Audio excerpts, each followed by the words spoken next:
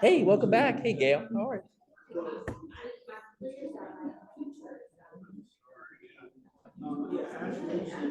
All right, Jessica, Randy, you're about to start. Yeah. Okay. Okay. Because we just need to start when Oh, we're you go. Oh, ready. you go. Okay. So whenever you're ready, if you want me to hit it, Yeah, just go ahead. let me. It's recording, right? It would. Yeah, it's recording will, now. okay. But whenever you're ready, are you ready? As soon as I hit start webinar, it'll allow people in. Okay. Yes. Okay. Let's do it. Okay. All right. Awesome. Good evening, everyone. Okay. Pan, Steve, hi. Good evening, guys. How are you? Welcome to our March 12th meeting of Lynching Sites Project. Welcome. It is March 13th. I'm looking at my notes and I wrote them on March 12th. Again, thank you for coming today. We have the distinct pleasure of having Dr. David Livingstone Smith here to talk about his work. And we're looking forward to having that. But before we do, let's have our usual call to calm. For those of us who are just joining us for the first time, we have a 3-minute meditative period to just kind of calm us down, focus us. It's a Monday. It's the beginning of the week, so a lot of things have happened. Daylight savings time has happened. But we want to just have 3 minutes to kind of just center ourselves so we can focus on what's about to happen. I will set the timer and alarm will go off when it's up.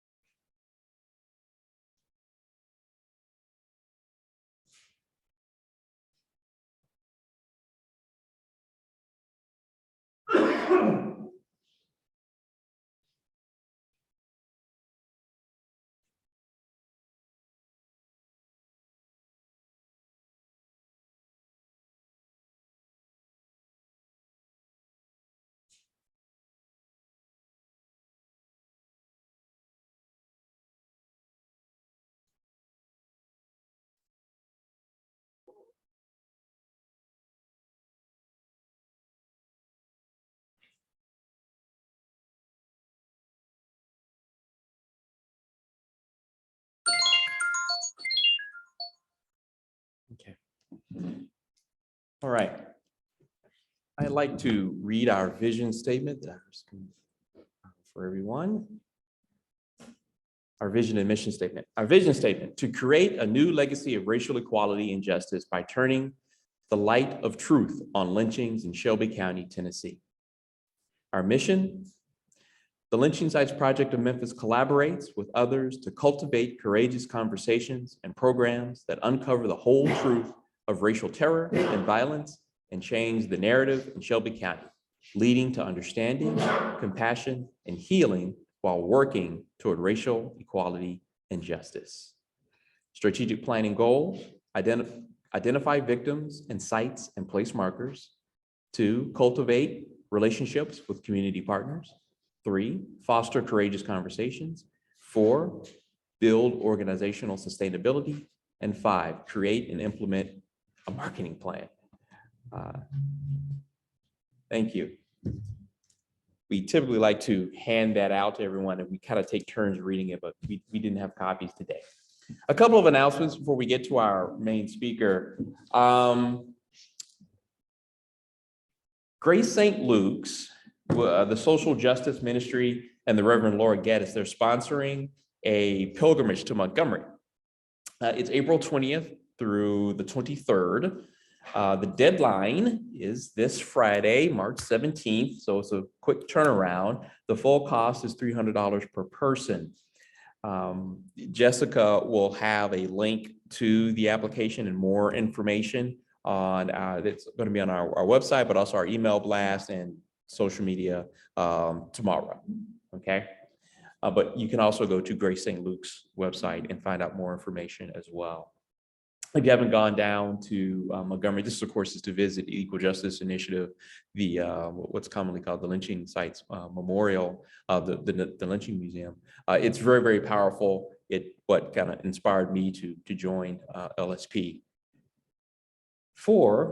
Last month, we talked about we were going to participate in the Shelby County History Day at Davies Manor. It has been canceled. They did cancel that. And so, yeah. No, they canceled it, right?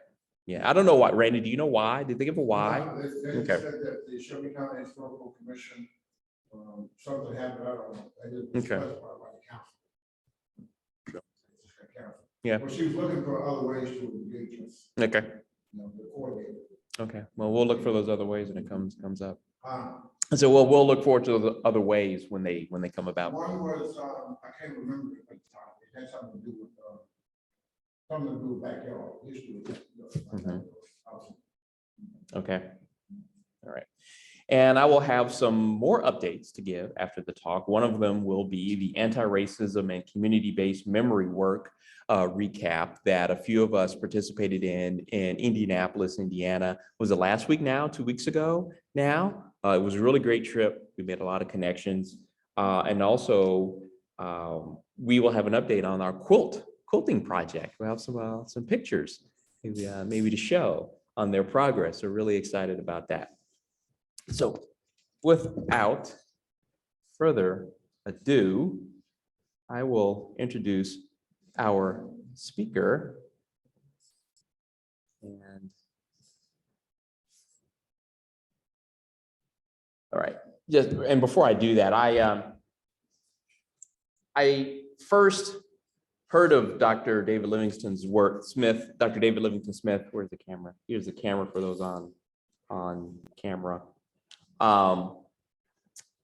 After I finished Cast by Elizabeth Wilkerson, and in the back, she has a list of her sources, and I was just perusing through it, and quite frankly, when she says something, there's a footnote to it, and I found out that a lot of the really pertinent points I was looking up, they came from this guy, at least some of them, and I was like, well, what is this guy? So actually, I bought this one as well as another book as well, The Less Than Human: Why We Demean, Enslave, and Exterminate Others.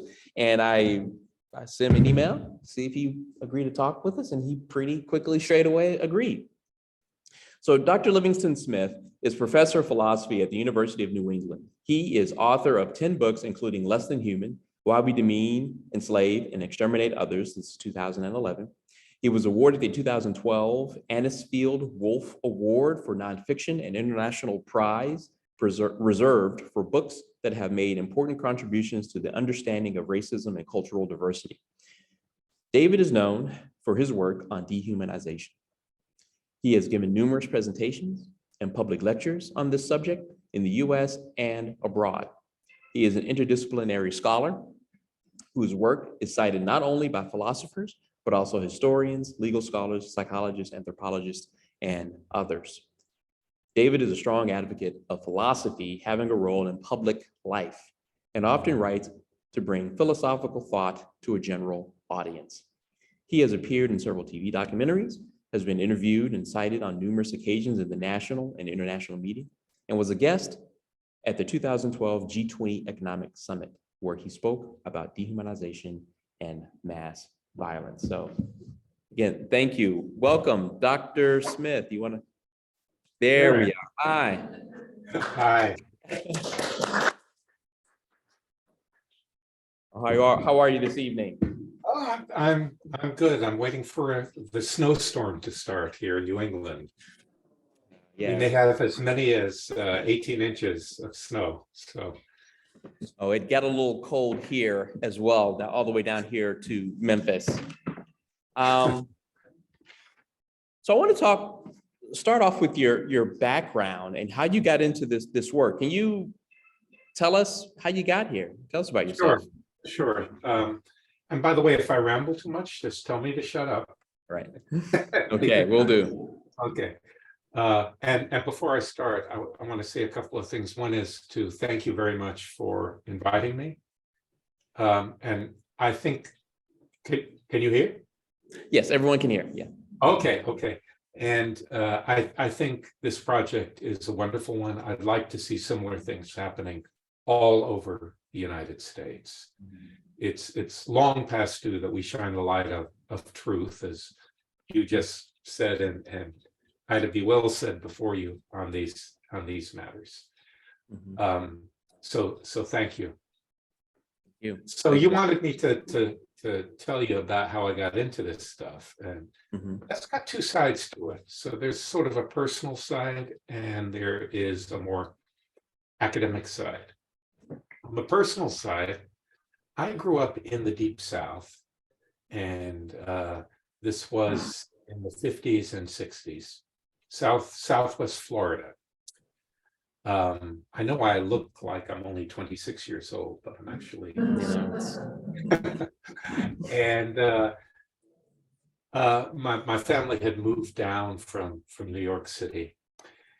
And of course, that was still the Jim Crow era in the late 50s and early 60s. And I was exposed to the most brutal and explicit spectacle of racial oppression.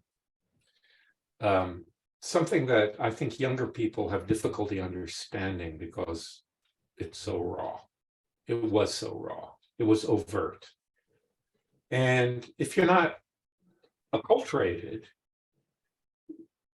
as a child, you just can't help think there's something terribly, terribly wrong here. I mean, the level of poverty, I had heard men complaining that the Ku Klux Klan was no longer very active, stuff like that. Now, I also grew up with my maternal grandparents. My maternal grandparents were Jewish refugees from Eastern Europe. They came here escaping the pogroms, the periodic slaughter of Jewish people.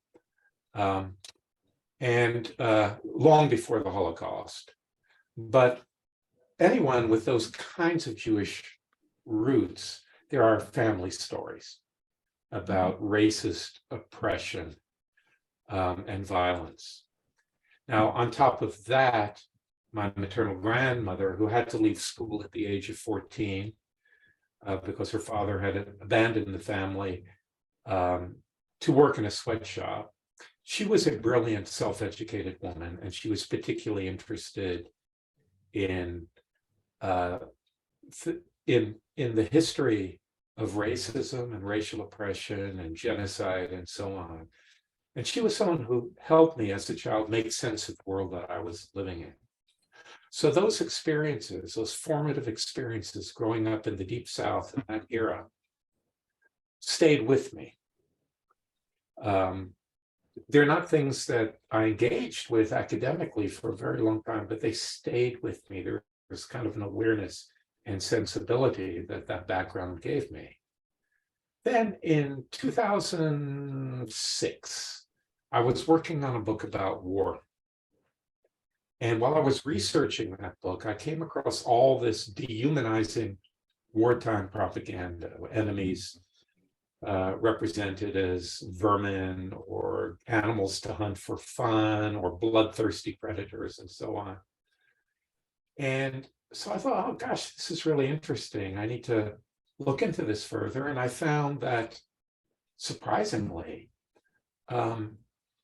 it was only in social psychology that there was any literature on this. It's a slight exaggeration, but not much of one. And I wasn't happy with what I was reading from the psychologists, because these are not matters that can be properly addressed in a laboratory, right? You have to look to history, you have to look to politics, you have to look to these social processes. So a friend then said, David, you've got to write your next book on dehumanization.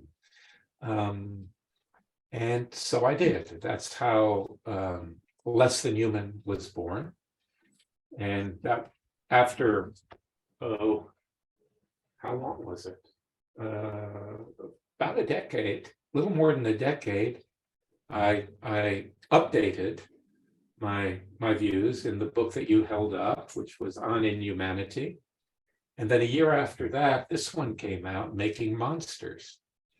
So in the philosophy world, I'm therefore known as the dehumanization guy. And in my account, my approach to dehumanization, race and racism are absolutely central. They're absolutely central.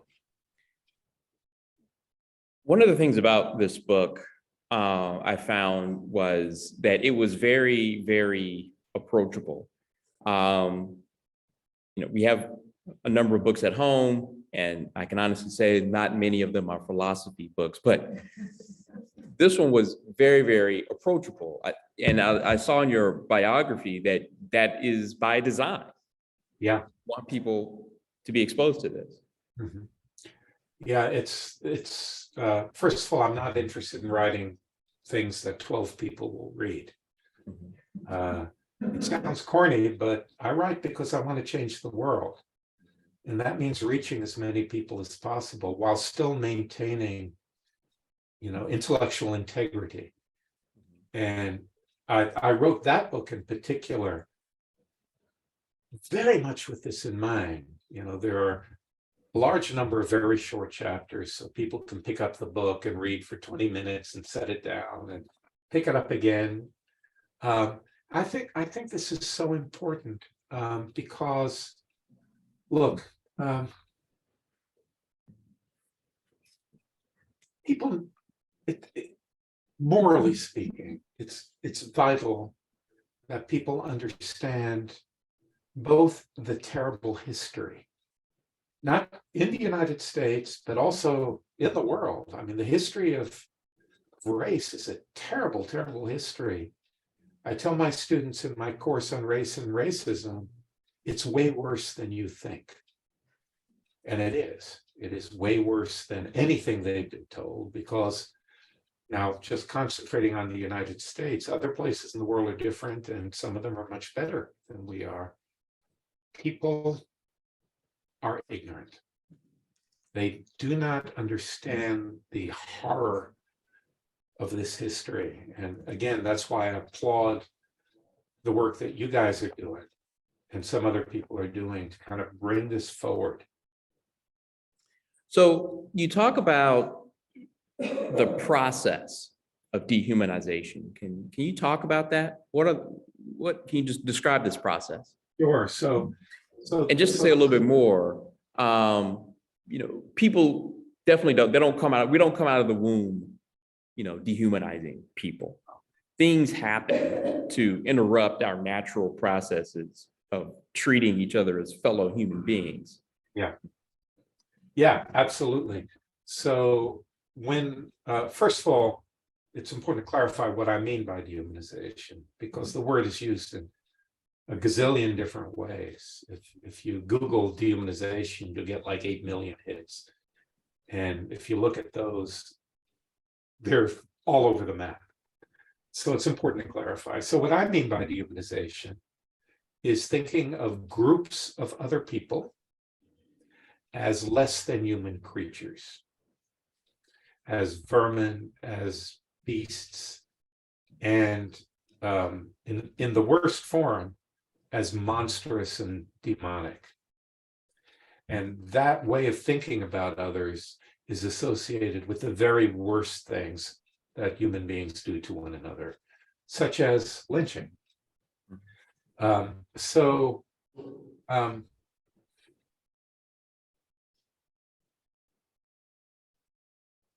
Right. So how does that work? Well, you're absolutely right that we don't come out of the womb with dehumanizing ideas, just like we don't come out of the womb with racial ideas. And these two things are intimately intertwined.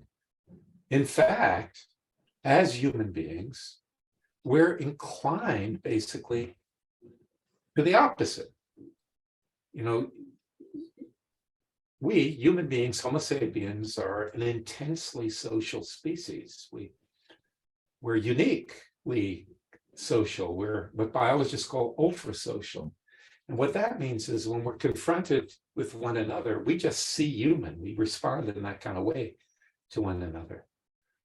Dehumanization requires others to get us to think of one another as less than human. All right, so there are always people in positions of power and authority that seek to get us, to get folks, to get people to do terrible things to other people. And one way that they do this, it's not the only way, but it's a very important way, is to convince us that these others are subhuman. And not only just subhuman is good enough for exploiting them, but more than that, typically in the worst forms of dehumanization, these people get us, they use their authority. These might be religious leaders, they might be scientists, they might be, radio talk show people. They use the authority that is granted to them to try and convince us that these others, they're not only less than human, but they're dangerous. They're monstrous. They're evil. There's a threat. And we got to do something about that. We've got to oppress them. We've got to incarcerate them. We've got to enslave them, or we have to exterminate them. And I think one of the things you talk about is something called a psychological essentialism. Yeah. And you use a cat analogy that I guess you might be able to domesticate a cat, but they will always have that cat inside them. Yeah, right. So this is really important because without understanding psychological essentialism, it's difficult, if not impossible, to understand dehumanization. So let me give you a different story to lead into that. So in the year 1215, there was a meeting of the Catholic Church in Europe called the Fourth Lateran Council.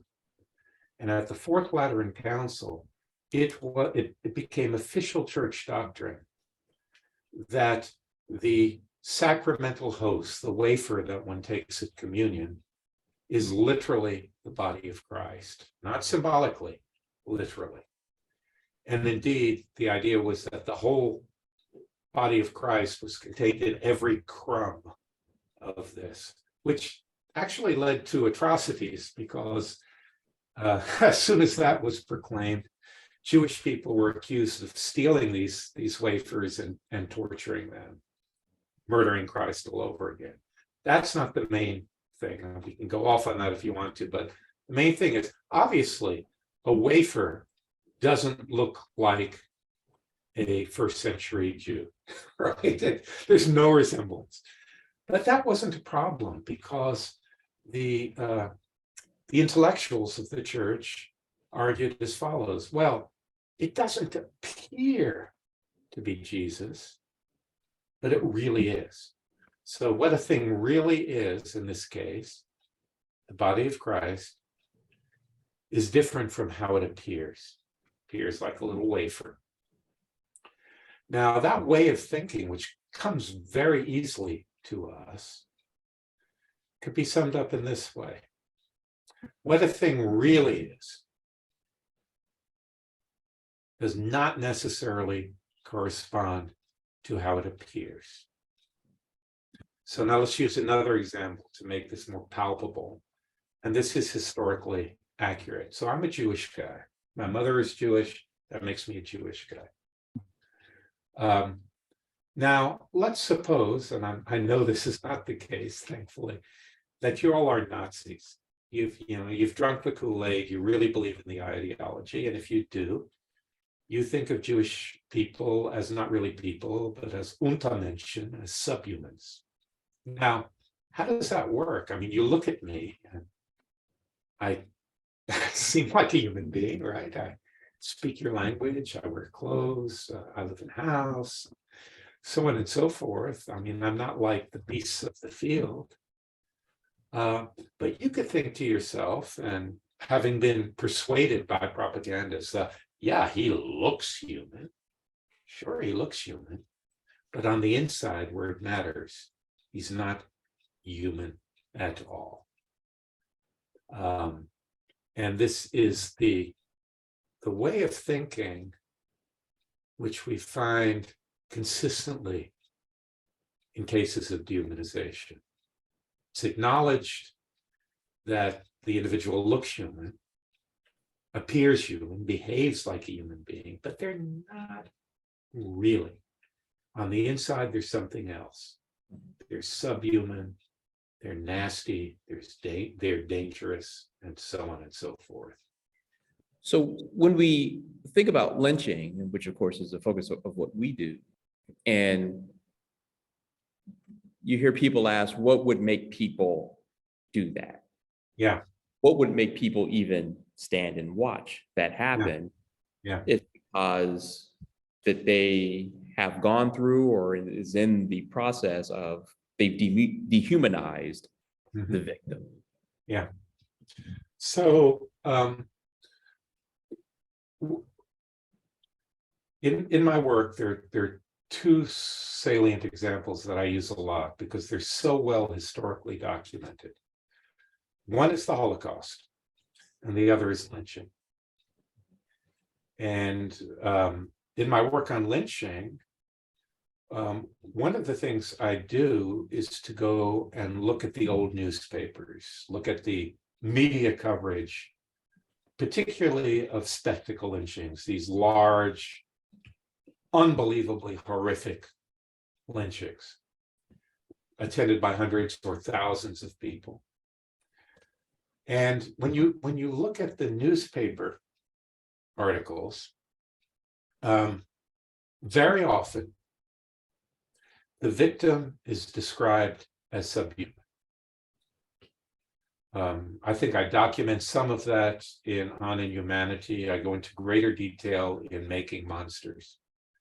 So the victim of lynching is described as a beast, a monster, demonic, so on and so forth. Well, when you're dealing with a demonic being, as people were convinced the victims were, there's no room for mercy. They are embodiments of evil. Now, there's a deeper question there. Well, why? How did this form of thinking get going? In the first place, the horror of lynching. And if I can just go to the side here, very many, I think most people, most Americans, certainly most white Americans, I don't know about Black Americans, so certainly most white Americans do not understand what lynching was. Because they get their picture, first of all, it's not part of their education. They get their picture from like TV shows and movies, which are of course cleaned up. Because if lynching, the reality of lynching, were to be displayed accurately, it would be so horrendous. So, most people have the idea, well, it's, half a dozen Ku Klux Klan guys with their Halloween costumes riding up and hanging someone. People do not understand that that happened, but much, much, much worse happened. And just by the way, many of my students who are attending a liberal arts college, they're kind of elite in doing that. They don't even know the meaning of the word lynching. Well, you hit on something, because you're saying, hey, if people were to have actually viewed what actually happened, whether it's El Persons or some other spectacle lynching happened, they'll be horrified. Nowadays, there were thousands of people who witnessed it live. Yeah. And bringing it into a modern context, I think of right after Rodney King and how he was beaten and it was filmed, and people are like, oh, well, now everyone knows that this police brutality thing is a thing and it's not going to happen again. We have it on film that it happened. Yeah, right. It takes a lot more than that. I mean, we had George Floyd, right, where a police officer was casually killing this man with a knee on the neck. And unfortunately, as we know, he wasn't the last one. So no, look, this stuff is going to keep going on until we can get to the point, if we can get to the point of truth and reconciliation. And I'm kind of pessimistic about that. I'm pessimistic but hopeful, as Cornel West likes to say. I'm pessimistic because, see, here's the thing about, let's contrast the United States with Germany. White America's gotten away with it. I mean, Germany was brought to its knees. They had to address the Holocaust. Americans haven't had to address and I love the language they use, this anti-Black terrorism of the most extreme. America has gotten away with it. And until that is properly addressed, these things are going to continue and proliferate. In any case, to go back to your original question, so the folks who amassed to watch these terrible events, and actually the word lynching doesn't do it justice, hours of torture, and then human beings on frequent occasions being burned alive, or worse, even being forced to eat their own body parts. I mean, it's just, you can't help but ask the question, how could people do this, and how could people watch it and enjoy it and take home, photographs as souvenirs or body parts as souvenirs? Well, there are two components to this. One is what the function of lynching was, and the other is what white people, particularly white Southerners, but not exclusively white Southerners, believed. So let's look at the first question. Well, the South had a problem. That problem was, after the conclusion of the Civil War, the Southern economy was in ruins. The Confederate States had the third largest economy in the world prior to the Civil War. But it was wrecked. Mississippi per capita had the largest number of millionaires in the entire country. Now it's like the poorest state. So one of the things that the South set out to do was to find ways of re-enslaving African Americans. They had all this free labor that they lost. And they found various ways to do that through processes like convict leasing and sharecropping, peonage, and so on. Now, to enforce these things required violence and intimidation. Lynching, although it usually focused on a single individual, that was a message to the African American community, right? It was a group on group phenomenon. And that's why spectacle was so important. Drama was so important. These were events designed to, what, as people say now, deliver a message. Now, that's not going to work unless people actually believe it. And people did. So more than 90%, we don't know how many more, but more than 97% of the lynchings were of Black men. And I say we don't know exactly because some of the records, it's not clear what the gender of the victim was. But they were presumed, even those were probably almost entirely male. And these men were represented as monstrous, evil, inherently dangerous beings. People actually believe this. And this is kind of, the environment that I grew up in the Deep South. This was not alien to the way white people thought about Black people, in particular, Black men. So if you actually believe this, if you believe that Black men are murderers and rapists and beasts in human form, then something needs to be done about that. Now, why did people believe that? They believed that because everyone in their communities in a position of authority, and again, I can compare this to the Deep South in the 50s and early 60s, from the pastor to the sheriff, everyone gave that story. Now, as we're growing up, most of the beliefs that we form, particularly in a very closed world like that, we get from people around us. We pretty much accept what our parents tell us, particularly about very dangerous things, and what the law enforcement tells us and what the religious authorities tells us. So there was this system. And of course, there was a lot of motivation. These things were easy to think because white Southerners who had privileges, which were the wealthy white Southerners were the minority. Most white Southerners were illiterate and poor, wanted to hang on to those and keep extracting profits. So it's very easy to believe something which is in your interest to believe.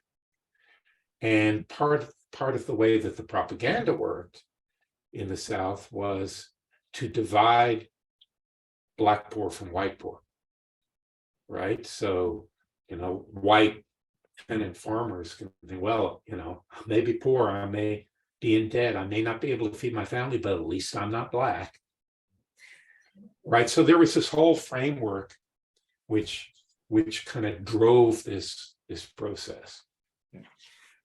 One of the reasons another reason I got your book was the subtitle here, Dehumanization and How to Resist It. Yeah. And like any good storyteller, you save it to the end. The last chapter is on resisting, and you have about a dozen or so bullet points. I'm just going to focus on three, and then we get to some questions that people may have. One of them is, know that dehumanizing propaganda is usually not about hate. Yeah. Treat your interlocutor as a human being. Now, what do you mean by that? Right. So I think the word hate gives us an impoverished view of these sorts of atrocities. So, look, let's think about slavery to start with. Slave owners didn't hate enslaved people any more than they hated their mule or their plow or anything else. It was an attitude of contempt, not hate. When the crowds would get worked up, say when Henry Smith, the lynching I described in great detail in Making Monsters, 1893 in Waco, Texas, when he was lynched before a crowd of between 10 and 20,000 people, it was fear.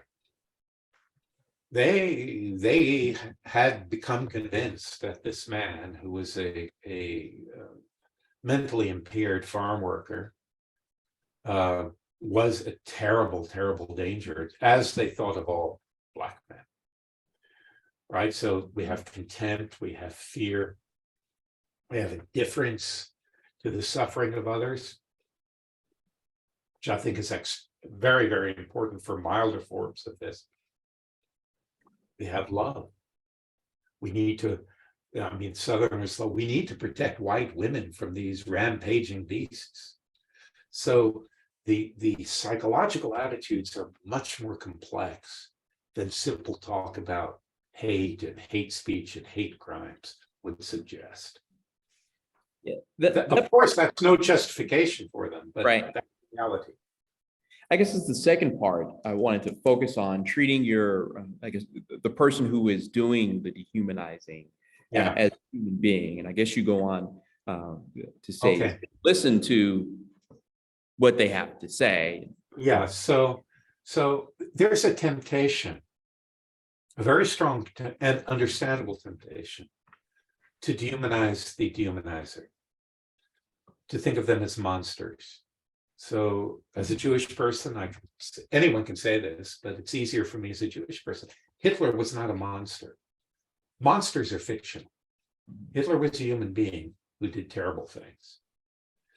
And it's very important we understand this, because otherwise we're not learning what these things should teach us, which is how just being a human being makes us capable of thinking in horrific ways and performing horrific acts. So we should see these folks as holding up a mirror to what's possible for us. Now, that's one half of what I want to say. The other half is this. What do we want to accomplish, or what should we want to accomplish in engaging with these folks? Well, it's perfectly understandable not wanting to engage with them at all. But if one does, I think the idea should be we want to change their views. Now, we don't change their views by attacking them or shaming them. So what I try to do is to hold in mind that whatever beliefs a person has, there's some reason they have those beliefs. Like you said earlier, they don't come out of the womb with them. There's something about what they've been exposed to that leads them to think about others in this way. And I want as much as possible to dislodge this. To dislodge it, I need to have a conversation with them, and to be curious and to be open. Now, does that work? I don't know. It's hard to say. I think at the very least, I plan on the occasions when I engage with people, that's normally online. Right. I plant seeds of doubt in them. Gosh, he's a Jewish guy, and he's a liberal, and he listened to me, and he's listened to me, and he respects me, and because I can respect a person without respecting their views. right. Yeah, what you just said is very familiar with what Jeffrey Robinson talked about or talks about in his The Who We Are project. We had him here last year, and he mentioned something similar. He has a documentary where he did the same thing. Speaking with a guy with the Confederate flag, and asked him, why do you hold that? Why do you believe that? Two more bullet points, then I want to get to the floor. Avoid using words like racist and racism. Be specific whenever possible. Now, I have to tell you, years ago, I used to have a problem with that. I mean, the guy's racist. I mean, and I read Ibram X. Kendi's Stand from the Beginning, and he talked about when you do that, you fall into this trap of, well, you don't know what's in his mind. Yeah. Yada, yada, yada. And it's a fair point. And he says pivot and really focus on the act itself. Does that, if it's a politician, does that policy have a racist effect? That's something that's measurable. Yeah. Does it disproportionately do bad things to another group? You can say that, hey, that has a racist effect. But if you get into, hey, he's racist, then, well. Yeah, so I think Kendi is a little bit too narrow on that point with his concentration on policy, although policy is very important. I'm coming from a slightly different, although related place. Mm-hmm.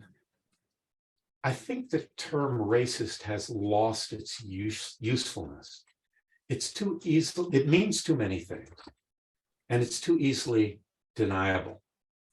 And certainly, if you call someone racist, of course, unless they're neo-Nazis who embrace it, right? They're proud of having that identity. You're going to get pushback right away. So it's not too helpful in having a conversation. But it's so plausibly deniable. So you can say to someone, suppose I say to someone like, I don't know, let's take a white supremacist like Jared Taylor. You're racist. He'd say, oh, no. I don't hate Black people. Right? So it's very easy for people to make that move because of the ambiguity around the word. So rather than using that word, let's be specific. Let's say what you said there indicates, for such and such a reason, an attitude of contempt for people of color. There you're focusing in on what someone has done. Right? And that's much harder to easily deny. And the last point I want to focus on or highlight is study history to learn more about dehumanization. Yeah. So people generally kind of idealize themselves, their group. And this is a particular problem for white Americans for reasons that I described earlier, that, United States got away with it. Among other things, the United States got away with it quite a bit. And that kind of makes one deaf. So look, if you study history properly, not the garbage that so many people are taught, this idealized, American exceptionalism stuff, but the real history and, and all of its awfulness for the awful side. We're in no danger of not teaching the glorious side, right? It's the bad side that doesn't get talked about. Then what that should do, and I think it very often does, and I think my students are a very good example of confirming this, it induces a kind of humility. Like once people realize, oh, we've done that in the past, then it's open to, maybe we'll do it in the future. In fact, maybe we're doing it now, we just can't see it. Exactly. So it offers some protection against the manipulation that politicians are still inclined to do to get us to destroy solidarity and to get us to harm one another. All right, I want to open it up to questions, and I do want to start online. We have one that came in a little bit ago from Ken Cutler. Do you find that the description of how people think in a racist fashion is any different than what is described in the, and I'm guessing you might know who this person is, 1950s by Czeslaw Milosz, Milosz, in The Captive Mind? The systemic brainwashing of an entire country and people, Russians, brought about by the government and religious institutions, economic and financial circumstances, and peer pressure, causing whole populations to think a certain way in public and others to respond accordingly. It's why Americans in the West can understand what Putin and the rest of people are thinking in their heinous attacks on Ukraine. This is an unfortunate side of humanity. Well, I'm not familiar with the text to which the questioner alludes, but it sounds very much, yes. Dehumanization, though, is, in my view, a very particular phenomenon. It's not simply the having derogatory views or being incited to acts of violence or acts of callousness, but it's very specifically about thinking of others as less than human. Now, Margaret, you were shaking your head earlier when I was reading this. Margaret, are you familiar with this text? Okay. All right, thanks. All right, we have a question live. I'm actually going to turn the computer around just so. Yeah, well, no, it's fine. He can hear better when I turn this around. Good evening. Thanks for your time. I'm a graduate student here at the University of Memphis. My dissertation is focusing on Ida B. Wells, our anti-lynching work. Your book and one of the framing devices forgive me, I'm a philosophy student. I'm gonna get to it, I promise, I'm working through it. Okay. So the framing, the framing device for the dissertation is horror. I'm taking serious like her work, her playing with horror tropes, especially as, like, during that time, horror is taking off in America and Gothic literature, etc. Okay, so one of the things that, and the reason I just told you that is because your book was given to, the Making Monsters was given to me as one that I need to grapple with. Huh. And so one of the things I'm wrestling with is the believability of the charge of dehumanization. And so it feels to me at times like Ida B. Wells suspects that this is a chicken or egg conversation, and that, you know, she talks about in Red Record the painting of moral monsters, the lynching victims, but then goes on to show that the greater amount of lynching victims weren't even accused of the charge that was treated as monstrous, which was the rape of white women. So that seems to suggest that rather than the perpetrators of the lynching actually believing the charge, it was a pretense that she says is revisionist. It comes after the fact. And so what does it mean if we take her serious? What does it mean about how believable this dehumanization project was? Or was it just something like to mask what was already desired, which was the graphic and unexceptional brutalization of Black people in America? So I would love to hear your thoughts about that. That's a great question. And just by the way, when your dissertation is done, I'd love to read it. Ida B. Wells is one of my ultimate heroes. Okay. So it's wonderful that you're doing that work. So there's dehumanization doesn't just happen. It's motivated, right? So there was a preceding motivation that made certain beliefs easier for people to embrace than would otherwise be the case. Now, so there I'm kind of agreeing with you and Ida there, but I think the word pretext doesn't accurately represent what goes on. What I said was it makes it easier to believe. I think to understand the just almost incomprehensibly cruel and savage behavior of lynchers,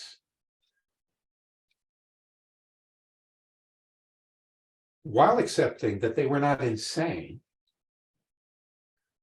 forces us to examine what beliefs they had to make this possible. Because it's not easy. It's not easy for human beings to do that to other people. We know that. We know this from, say, studies of killing in combat. It's hard to do, and it traumatizes people. So there are various obstacles that have to be overcome, unless you're, one of the 3 or 4% of the population who are psychopaths. And that wasn't the case. So, what was I going to say here?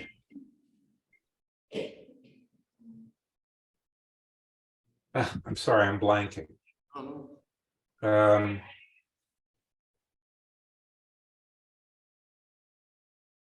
I ask you a follow-up that is like might trigger, or you found it? Did you find the thought? No, not quite. Okay, no. No, I guess because what you're saying is interesting. It just seems that maybe pretext or pretense is too strong. But okay, you found it. All right, good. So there's a great story. I'm going to start with this story. And it was written about the last legal case in which, and this was in somewhere in Eastern Europe. I think it was Belarus, but I'm not sure. Might have been Ukraine. In fact, no, I think it was Ukraine. The last legal case in which a Jewish person was charged with human sacrifice. This was a common Christian belief that Jews would kidnap Christian boys and drain them of their blood and mix it with the matzah meal for Passover. So this was early in the 20th century, sometimes maybe around 1916, something like that.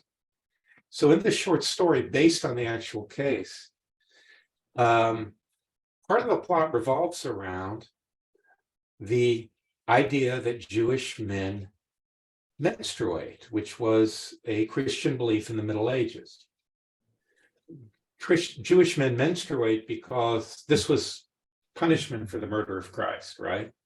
So they have this guy in jail, they arrest him, and they're waiting for him to have his period, and it doesn't come. They're waiting, it doesn't come. They actually attach a pump to his penis to try and force it to come. It doesn't come. The idea was, even though it doesn't manifest, he has it in him. So look, the idea in, I think, virtually all racist thought and dehumanization, as I described it in Humanity, is racism on steroids, is that even if the person doesn't display these characteristics, they have it in them. It's in there just waiting to get out. There's the wonderful book on the Jewish case called The Crime of My Very Existence. And this certainly applies to attitudes towards Black Americans. The idea was their essence is such. So you're a Black man, your essence is such that given the opportunity, all this stuff will come out. You are on the inside, if not on the outside, a murderer and a rapist. So it doesn't actually matter, particularly given that the act of lynching was a message to the Black community. Do what we say, or else this will be your fate. It really didn't matter if the person was guilty of the crime or not, or even accused of it. Remember, lynchings were, by and large, extrajudicial. Evidence was not terribly significant, and often cobbled together post hoc, to give a patina of legitimacy to the act. I think this is super important. It's the crime of your very existence that matters.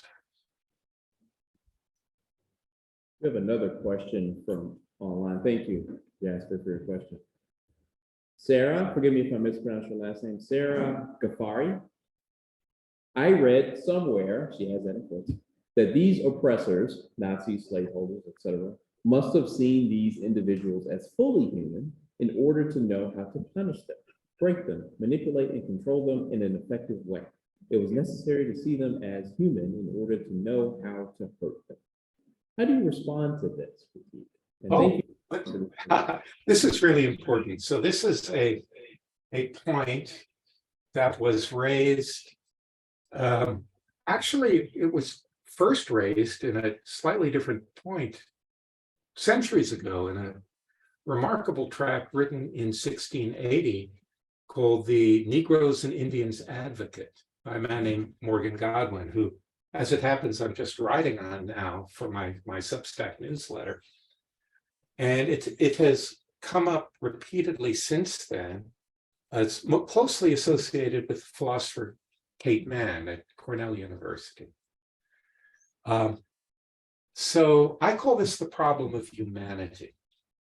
Problem of humanity is if we actually look historically at episodes of dehumanization, we find that both implicitly and explicitly, the victim is described as human, as well as being described as subhuman. Now, some people think, well, you see them as human. If you describe them as human, often in the course of just one sentence, and this is really, really typical. I want to emphasize that. Really typical that the person described as subhuman is also described as human. And so then the argument goes, and it's the argument which I reject, and I explain why I'm making monsters. Well, then they didn't really think of them as less than human. So that was just a pretext. That's just a way of kind of doing harm, of degrading, of humiliating, but they don't really think of these others as subhuman. To make a long story bearable, as my grandmother would say, unless you want more detail, I'm happy to give it. I think the best way to interpret the evidence, in fact, it's crucial for understanding the nature of dehumanization, and it sounds strange, is that those who dehumanize others conceive of them simultaneously as human and as less than human. And you might say, well, that's a contradiction. Of course it's a contradiction, but human beings are, we swim in contradictions. We all have contradictory beliefs. As the philosophy student who I spoke to last will know, philosophy teaches us that we're committed to all kinds of contradictions that we're unaware of. But that contradiction has a very, very, very sinister consequence. And that sinister consequence is it transforms the dehumanized not merely into non-human animals, but as monsters.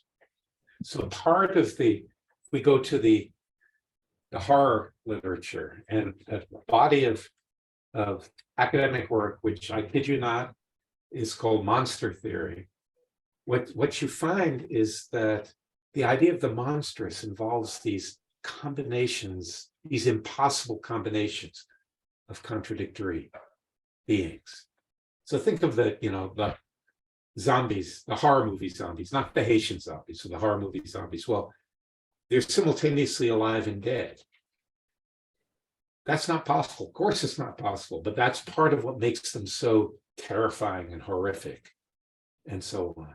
So I don't reject at all the claim, which I didn't understand when I wrote my first book on dehumanization, that dehumanized people are seen as human. But I strongly assert, and I think there's ample evidence to support this, that they are simultaneously thought of as subhuman. And this contributes very importantly to the ramifications, including the very violent ramifications of dehumanization. Thank you, Sarah, for your question. Is there anyone live with a question? Sarah says, "Ah, that's great. Thank you. That's terrifying." Thank you. Hi. Dr. Smith, I agree with you that South clearly did these things. And can you hear him, Dr. Smith? Sort of. I might need some repetition. Oh, you're coming up. Great. Thank you. So best information that we have, as far as I know, is that roughly about 4,400 Black people were lynched in some manner in this country. And there's no question that that's true.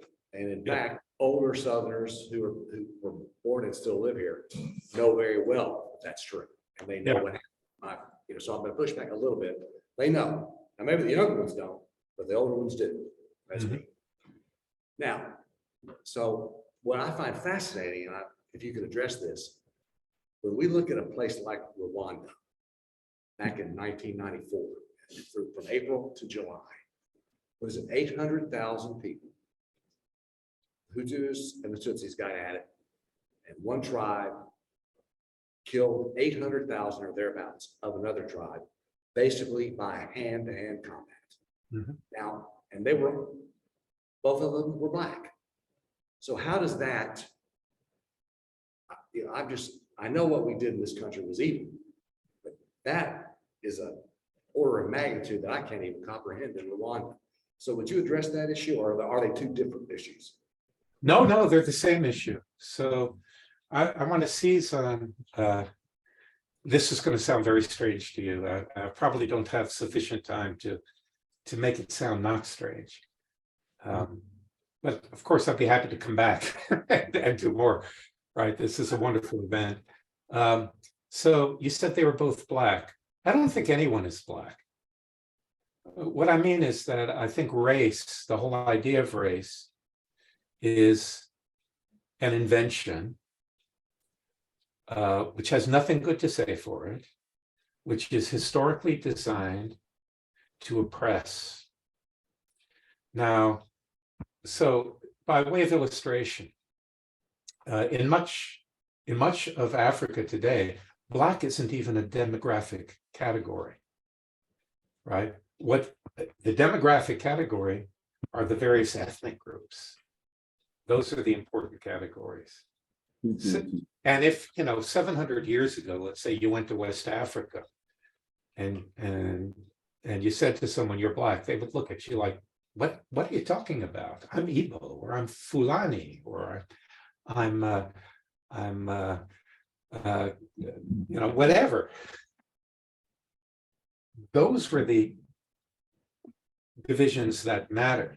If we look at the introduction of the idea of Blackness, it's quite clear it came from the Arab and European slavers.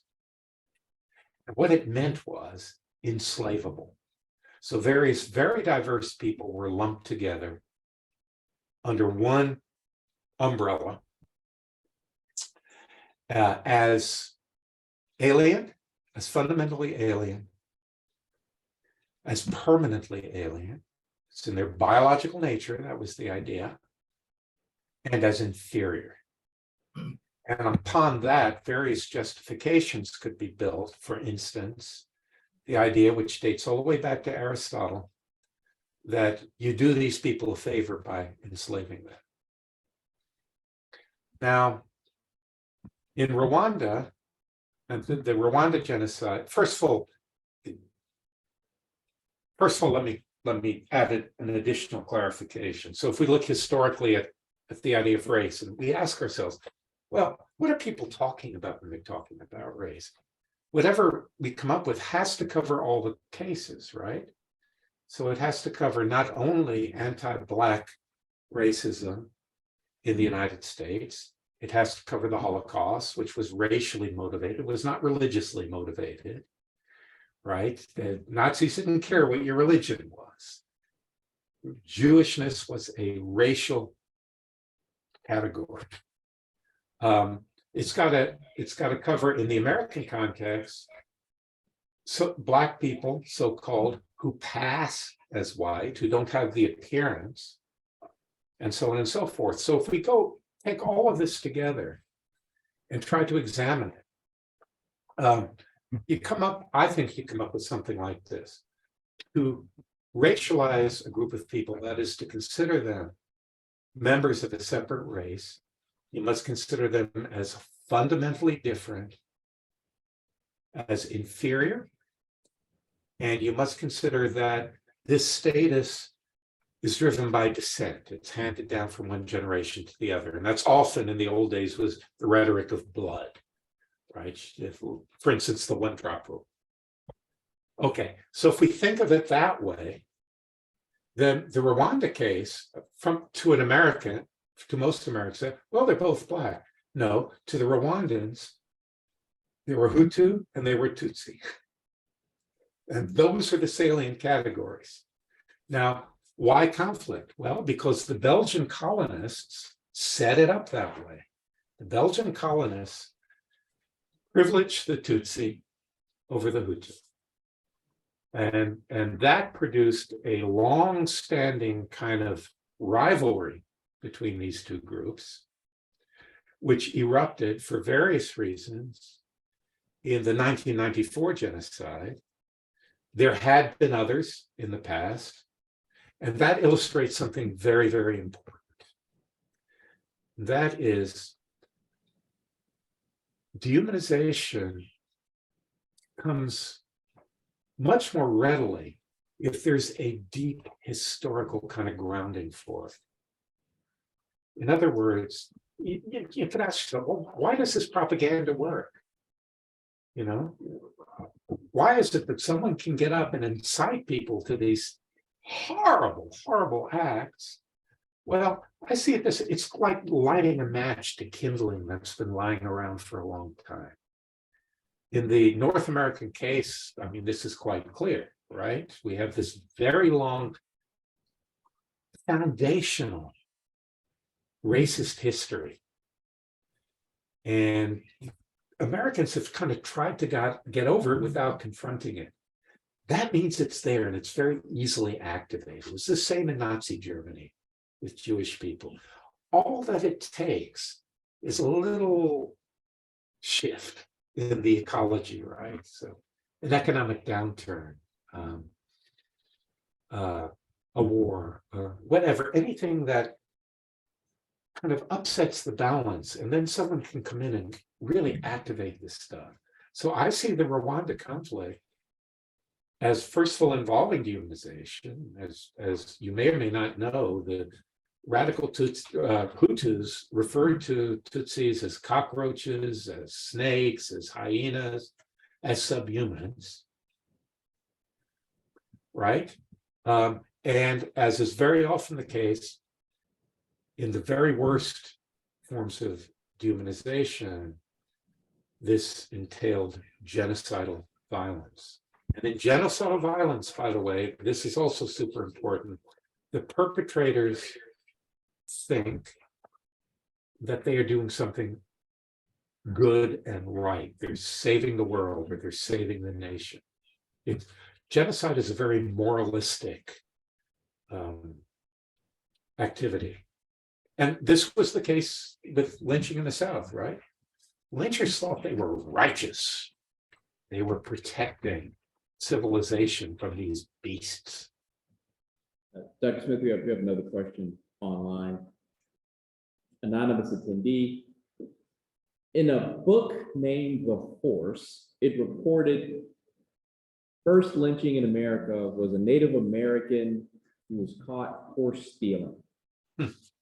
What is the correlation of Irishmen bringing this behavior with them and the number of lynchings conducted by other immigrants? Is it an Irish phenomenon in Ireland? No. So, I mean, if you think about lynching, and there's a nice little book by someone named Lancaster. He'd be a great visitor for you, actually. I believe it's called forms of violence and lynching. And one of the points he makes is that the term lynching covers a lot of different things. So some examples of lynching were rough justice, like out west, where there wasn't really proper law enforcement. People took the law into their own hands, and so on. Other phenomena that come under lynching are the stuff that I think you and I both mean by it, that the racialized lynching of the Americans, of mostly the American South, but not exclusively the American South. There's nothing particular about Irish immigrants or immigrants generally. In fact, immigrants to the United States often got in trouble and were occasionally lynched, for instance, Italians, because they didn't understand the racial codes of the United States. So they didn't kind of adhere to the color line, as Du Bois would say. Thank you. Are there any questions live? You can throw anything at me. Yeah. One more, we'll make Pan our last question. Thanks again for coming. And for your deep thought and exploration of this.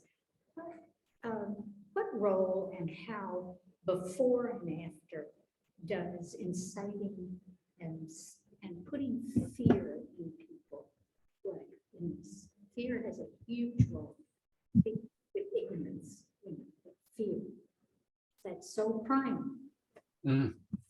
Yeah, fear is really, really important. So to understand dehumanization, particularly the worst forms of dehumanization, it's very important to understand how fear gets inculcated. In my work, I'm very influenced by a paper that was published in 1941 by a man named Roger Moneycarl. He was a World War I veteran who got shot down. Afterwards, went to Cambridge University, got his PhD in philosophy, and then did a second PhD in anthropology, and also trained as a psychoanalyst. In any case, in 1932, he was invited to Germany by a friend of his, a diplomat named Arthur Jenkin. And he was invited to Germany to witness the run-up to the 1932 election. Hitler and Goebbels were campaigning like mad. And you know, he was fascinated by what he saw.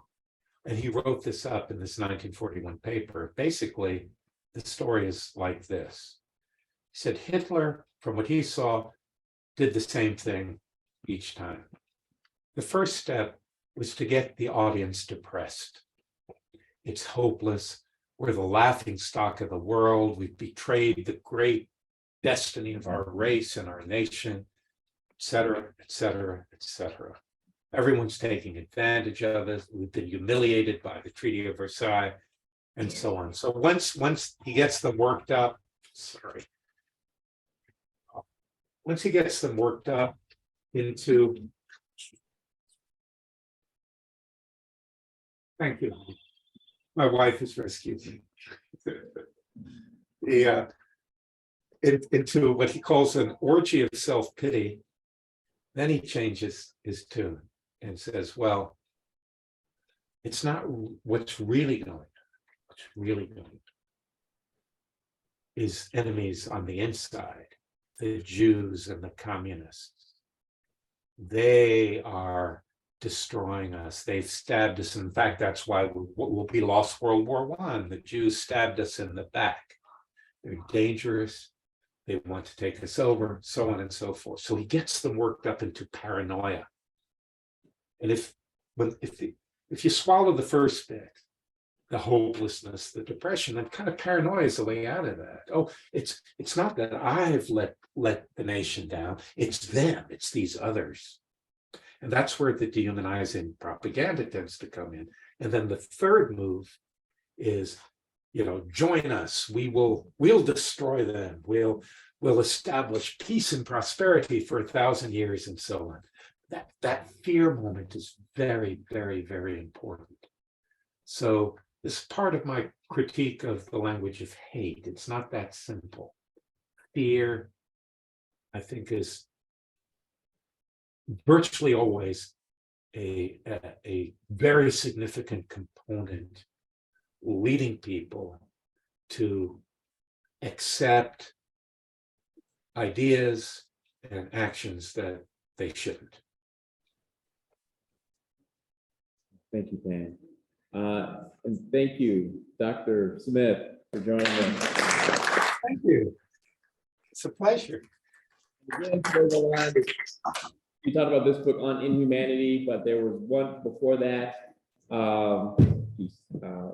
What's the name of the one before this one? Before that one was Less Than Human, and the one after it is Making Monsters, which Jasper has a copy of. Aaron. So thank you again, Dr. Livingstone Smith. We are going to have another some more announcements and talk with one another. You're welcome to hang out. Yeah, I'll hang out with you a bit. All right. Randy, what do you like to say? There are some new people here, so I was wondering if they were, if people actually introduce themselves, so we know about the new people. Sure, sure. And I know them. Okay. My name is Carlos, and I'm happy to be here. My name is Sean, and I'm also happy to be here. Hi, I'm Kayla. I'm very.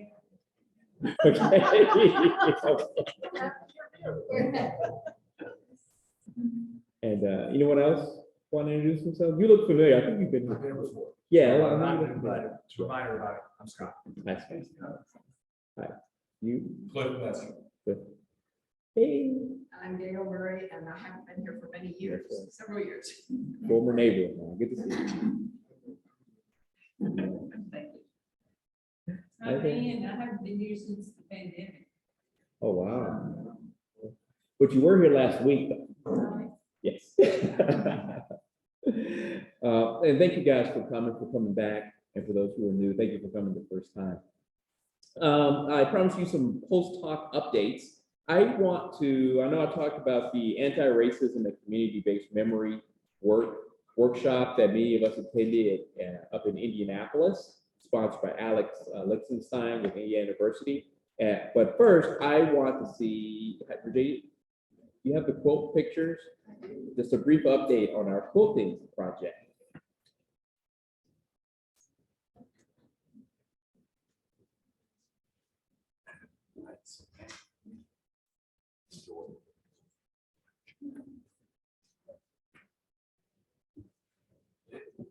Let's do this. We've been working on. Let's do this. You can talk, show, and then we can show. Okay. Okay. So, yeah.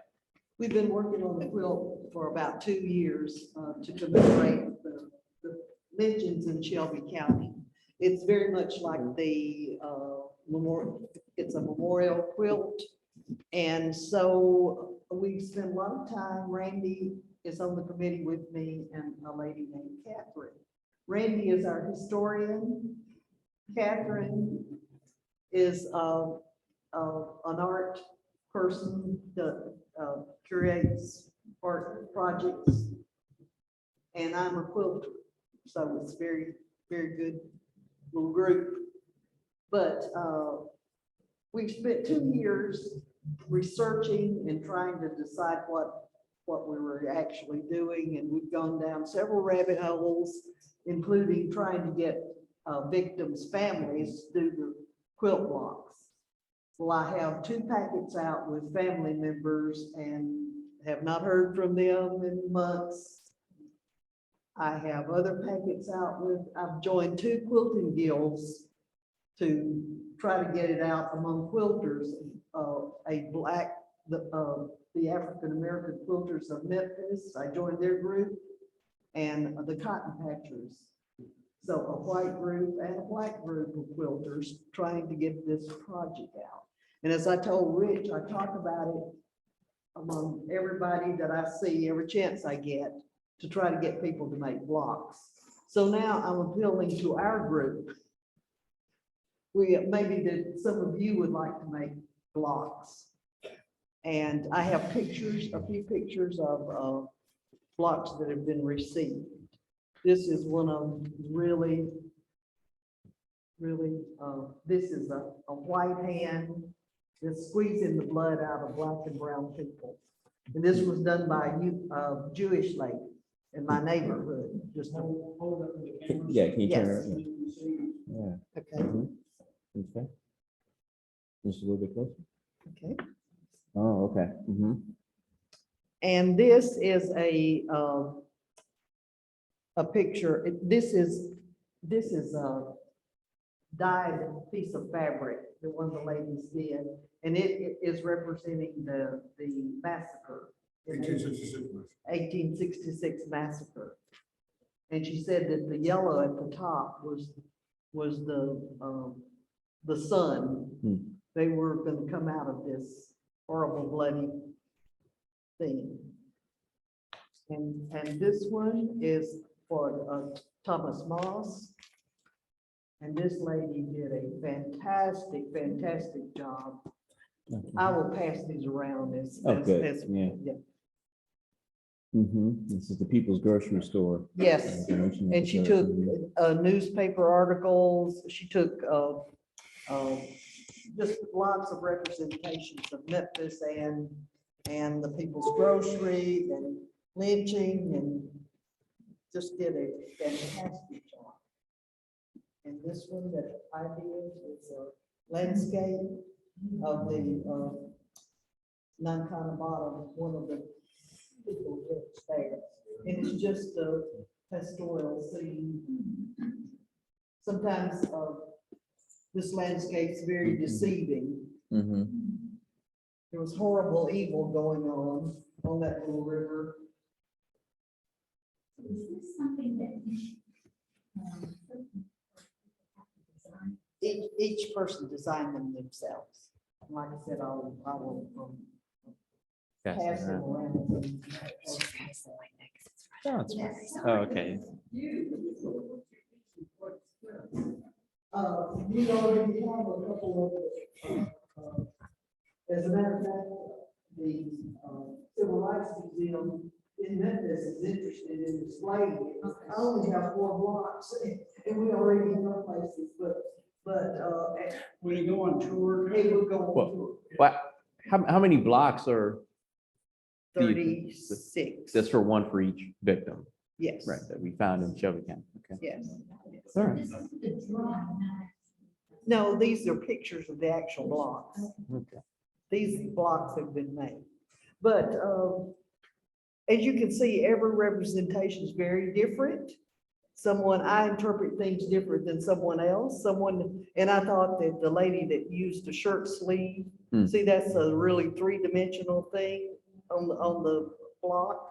You could use clothes, scraps of fabric, anything. And then one has a lot. Now that's a hand dyed. No, she didn't. It's just a hand dyed piece of fabric. What is really outstanding about that is her narrative. That each person wrote a little story about how they felt while they were doing the research, how they came up with this design and who it represents. Let me answer her question. Yes. When we first started about 3 years ago, right, there was an article I saw. It was written in 2016 called "Social Issues Stand Out in Work by Mighty Quote." There are a lot of people that have done lynching books. Like when I looked at this article 5 years ago or 7 years ago, or so to speak, it came out in 2015. I wanted something that was, art. but a way to use art as a way to educate, you know, because along with the blocks that Virginia and a lot of people are doing for the 637 people, right, the 25 cases, whatever it is, right, the whole idea was also, we want to also create an actual book. You know what I mean, when the booklet would actually have the block itself, whatever it is, right, but it would also have the person who did the block, why they did it. To actually, use it as a way to educate, because we go to a lot of different events, for exhibits, or it is, right? And I've been to a lot, since the beginning. And I'm always looking at something that's tangible that people can look at, so to speak, right? I mean, of course, we have different things this way on the table, but I've always been inspired by the book because it goes back to some of my history, grandmother's stuff, underground slavery and all this stuff, right? So I wanted something that was tangible, in a way that people can see it, they can feel it, they can touch it, and at the same time, I always say, give them something for three things, something for the head, heart, and hands. Thanks. Thank you, Randy. Thank you, Virginia, for sharing that. We look forward to seeing more. Thanks, guys. All right. We told you last month and the month before, we had been invited to this anti-racism and community-based memory workshop up in Indianapolis. Randy was there, Habiba was there, Carla Ryan and her husband Holmes were there, Iris Love Scott was there, Sam McDaniel was there, I was there. Anyone else I'm missing? It was like 6 of us, 6 or 7 of us, yeah. And we were there along with about a dozen other community remembrance work groups, some in Indianapolis proper, others throughout the nation of Wisconsin, the Black Holocaust Museum, is that right? You had the Elaine group down from the Legacy Center down in Arkansas. We had the Emmett Till Center down in Mississippi, in Scottsboro Boys, yep.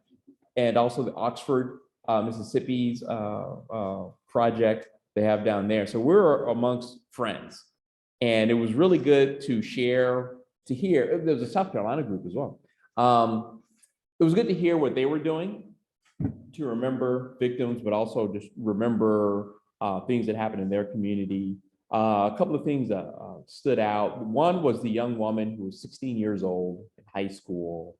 I believe the story, she was doing her driver. It wasn't a driver's exam, but she was doing driver's ed. And her driver's ed instructor, or the adult in the passenger seat, said to her, "Hey, do you know what happened over here?" And told her, and she was just shocked.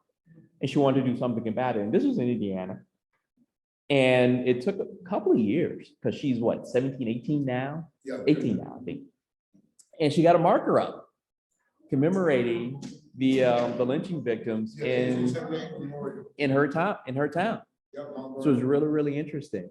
And this is a young person, interested in history. And so that was really awesome. But I'd like to hear from Habiba and Randy, you guys' thoughts on what you took away from it. Habiba, how about you go? Yeah. What I took away was, since we're having so much trouble with EJI and the markers and everything, everybody else is having the same problem. Everybody else is having the same problem. Yeah. And right now, they were saying lynching is not their priority right now. Their job is getting our prison. So I guess we just simply wait. But everybody's having the same problem.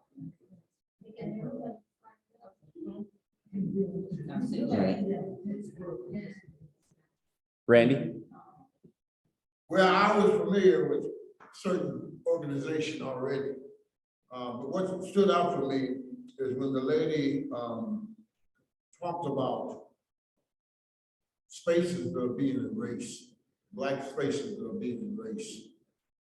That stood out for me because I was thinking about Emmett Till, but I was thinking about the people, Ida B. Wells for free speech and headline, she had an office on Bill Street, I was thinking about the people's groceries, how a lot of places historically are either being torn down or eliminated. I mean, all the rest of the different people that were on here, all the three different panels or whatever it is, I was familiar with a lot of them. You know, I have networked with a lot. But the young lady Sophia, yeah, she was the first speaker. Just amazing. I mean, to have, and the reason why that was, it really touched me is because I remember in 2015 when we had the juniors, before we even got started, the actual juniors at Overton were actually doing research and everything on the ill person. And they actually, you know, they were doing 3 things where it is, Margaret knows where it is, right? There was a patient in ourselves, teacher, Dr. Marilyn Taylor. She challenged them where it is, right? And this was happening long before we even got started. And so I was really inspired by the young people, the Overton people, you know, and they did 3 things. They did research on the ill person. They did what they call SUM, which is Student United Entities, where they can speak to other young people, high school, about the lynching. But they also they did a fundraising to create the historical marker. That's what we did about Wolf River or something. Right. You know, so to me, it's important to pass on the, you know, that legacy, especially to young people. And Sophia, just being a junior, reminded me of the juniors in Overton. Yeah, and maybe it is something about that age where you start to kind of put the pieces together of the past and the now. But it was really impressive that she had the gumption to do that. So, all right. Thank you. Thank you all for joining online and in person. We appreciate your company as always. Dr. Smith, thank you again. We look forward to hearing more from you. And, we'll conclude. Well, yeah, we'll conclude online the meeting. Thanks. Have a good night, guys. But here,